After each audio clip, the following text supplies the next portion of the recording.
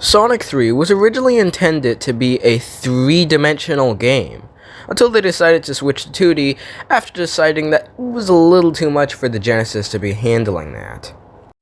Inspiration for some of the game's zones actually comes from the team's numerous field trips and activities.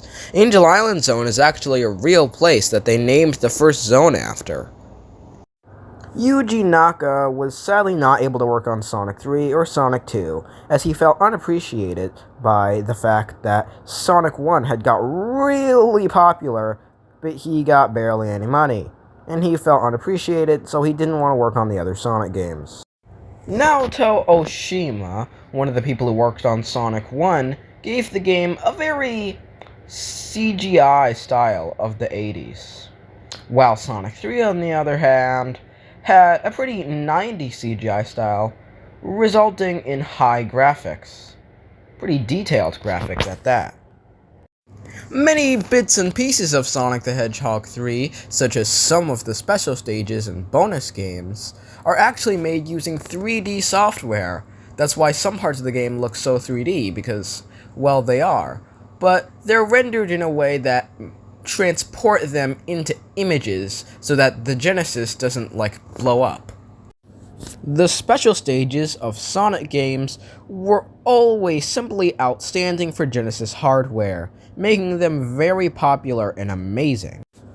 By tinkering with color palettes, the Sonic team was able to make the Sonic 3 Blue Spear special stage.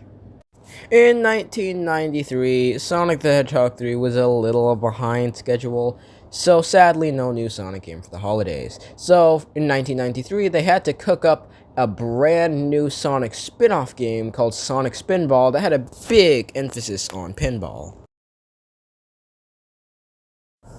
As many might know, Sonic 3 had a deal with McDonald's, with toys of Sonic at McDonald's.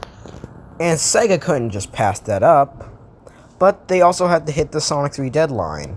So in order to hit the deadline, they split Sonic 3 and Sonic & Knuckles into two separate games, one called Sonic 3 and one called Sonic & Knuckles. Then using lock-on technology, you could put the two games together. Everyone knows the story at this point.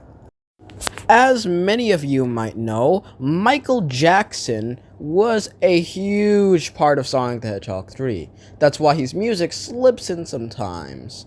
In places like, Ice Cap Zone. Well, not necessarily made by him, it's Brad Buxer's.